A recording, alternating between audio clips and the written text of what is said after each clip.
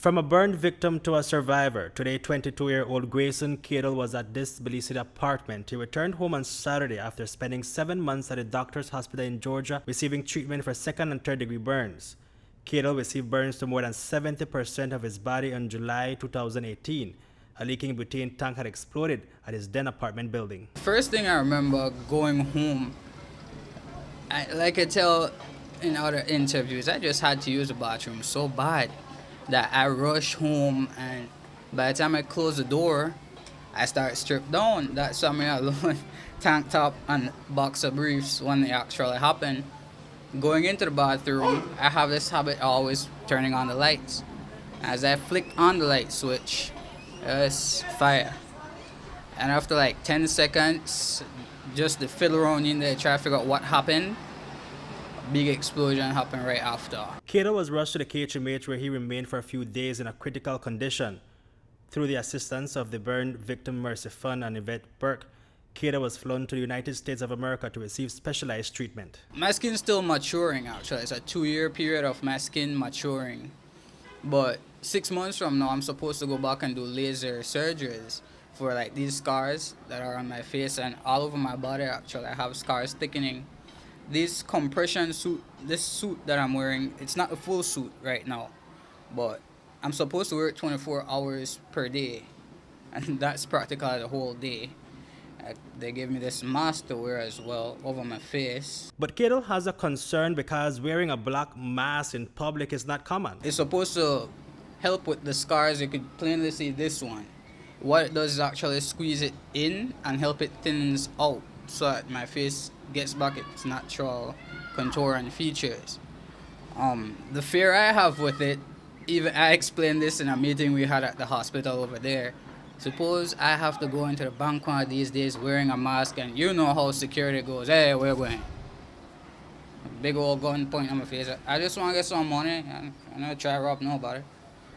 But that's just the basic fear I have. I mean, a couple people look for me a couple times, want to know what happened, but I smile and wave. If law enforcement officers stop him, he'll need to show them this card. I have a card signed for it, just in case, police stops you or anything. While you have on a mask, could show them that my doctor said I need to wear it. The suit on a whole, they're not the regular compression suit like where it says Steph Curry and those guys wear.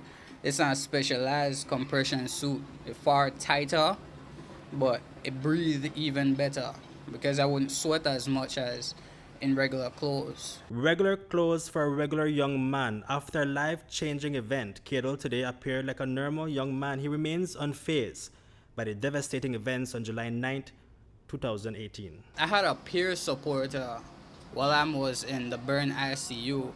And this guy, he told me just like this, and I remember the words exactly. Your life doesn't end here.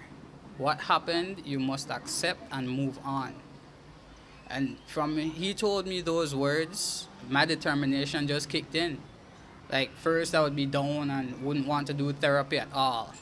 When they said, let's walk, I dragged my feet, grumpy. But after he told me that and seeing how far he has come since he was in a refinery explosion over in the US, it inspired me. And at the end of the day, what you have outside will determine who you are. That what's inside your heart, how you actually react with people. And one of the long-lasting reactions that Cadle would always be grateful for came from Yvette Burke of the Burn Victim Fund. If it wasn't for Ms. Yvette Burke, I wouldn't be here. Well, if it wasn't for God and Ms. Yvette Burke and everyone over at the hospital, I wouldn't be here right now.